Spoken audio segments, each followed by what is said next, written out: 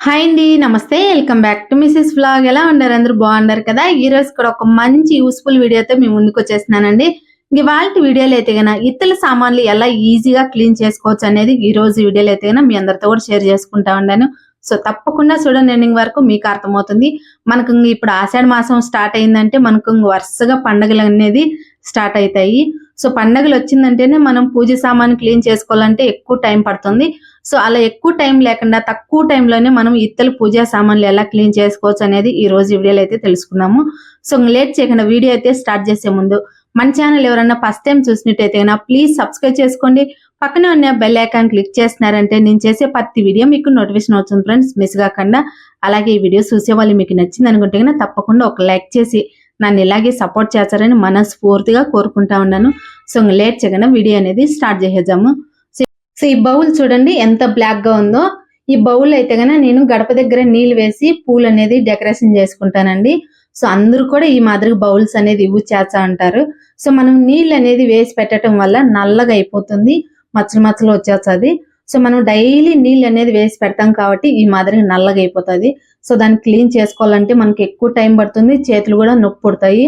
So ఇది మనకు black గా ఉంది కదా, వైట్ గా కొత్త దానిలో మార్చుకోవచ్చునండి ఈజీగా. సో దానికి కావాల్సింది ఫస్ట్ అయితే కన్నా పెద్ద ఒక బౌల్లో నీళ్ళు అనేది తీసుకోవాలా.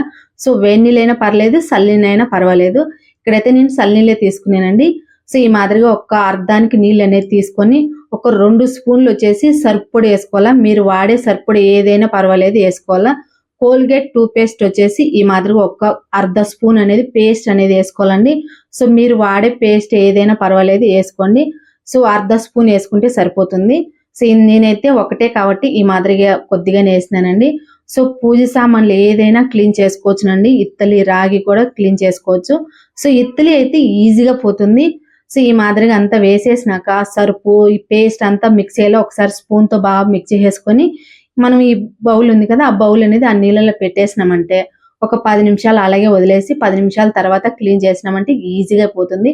సో పూజ సామాన్లు అన్ని కూడా ఇదే మాదిరిగా క్లీన్ చేసుకోవచ్చునండి. సో నేనైతే పూజ సామాన్లు అన్ని కూడా మొన్ననే క్లీన్ చేసినాను. ఈ బౌల్ ఒక్కటి మిగిలిపోయింది. సో నేను ఎలా క్లీన్ చేస్తాను అనేది ఈ రోజు మీ అందరితో కూడా షేర్ చేసుకుందామని ఈ వీడియో అయితే మీ అందరితో కూడా షేర్ చేసుకుంటా ఉన్నాను. సో మీ మాదిరి వేసేసినాక 10 నిమిషాలు అలాగే ఉంచేసినానండి. చూడండి కలర్ అనేది చేంజ్ అయిపోతాను. చూడండి ఆ బ్లాక్నెస్ అంతా కూడా వెళ్ళిపోతుంది ఈ మాదిరిగా రుద్దినామంటే. సో ఈజీగా క్లీన్ చేసుకోవచ్చునండి, ఎక్కువ కూడా కష్టం లేకుండా పూజ సామాన్లు అయితే ఇత్తలియి. సో నేను ఇప్పుడైతే క్లీన్ చేసి చూపించా చూడండి. ఏదైనా మనం పూజ సామాన్లకు వాడే స్క్రబ్బర్ ఉంటుంది కదా, దాంతో కొద్దిగా సోప్ కానీ లేదంటే లిమ్ లిక్విడ్ కానీ లేదంటే సబీనా పౌడర్ కానీ తీసుకొని మనం క్లీన్ చేసుకోవచ్చు. నేను ఇక్కడైతే ఓన్లీ సోప్ తోనే క్లీన్ చేస్తా ఉన్నాను. చూడండి ఎలా పోతుందో ఆ మురికి అంతా కూడా. సో ఈజీగా మనం పూజ సామాన్లు అనేది క్లీన్ చేసుకోవచ్చునండి. చేతులు నొప్పి పుట్టకుండా, చేతులు రఫ్నెస్ లేకుండా ఈజీగా క్లీన్ చేసుకోవచ్చు. ఇక్కడ చూడండి కడిగేసినాను. పైన నిమ్మ అంతా కూడా క్లాత్ తో తుడిచేసుకుంటే మనకు ఆ చుక్కలు అనేది మనకు రాదండి. ఎందుకంటే మనం ఇలా తుడసలేదంటే మనం కడుగుతానే ఆ నీళ్ళన్నీ అలాగే ఉండిపోయి చుక్కలు అనేది బ్లాక్ గా వచ్చేస్తుంది. సో ఎప్పుడైనా కానీ మనం క్లీన్ చేసుకునేప్పుడు క్లాత్ తో తుడిచేసుకున్నామంటే ఈ మాదిరిగా నీట్ గా ఉంటుంది. సో మనకు ఒక 2 వారాలు 3 వారాలు ఉన్నా కూడా షైనింగ్ అనేది తగ్గదండి, ఇదే మాదిరిగా ఉంటుంది. సో ఈజీగా క్లీన్ చేసుకోవచ్చు. పూజ సామాన్లు అన్ని కూడా ఇత్తల సామాన్లు అలాగే రాగి సామాన్లు ఇదే ప్రాసెస్ లో క్లీన్ చేసుకోవచ్చు.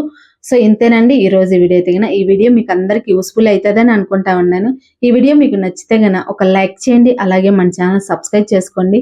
ప్లీజ్ మీరందరూ కూడా లైక్ చేసే ఈ వీడియోస్ అనేది ఎక్కువ మందికి రీచ్ అవుతుంది, ఎక్కువ మంది చూడగలుగుతారు. మీ సపోర్ట్ ఎప్పుడు ఇలాగే ఉండాలని మనస్ఫూర్తిగా కోరుకుంటా ఉన్నాను. ఇంకొక మంచి యూస్ఫుల్ వీడియోతో మీ ముందుకు వచ్చాను. బాయ్.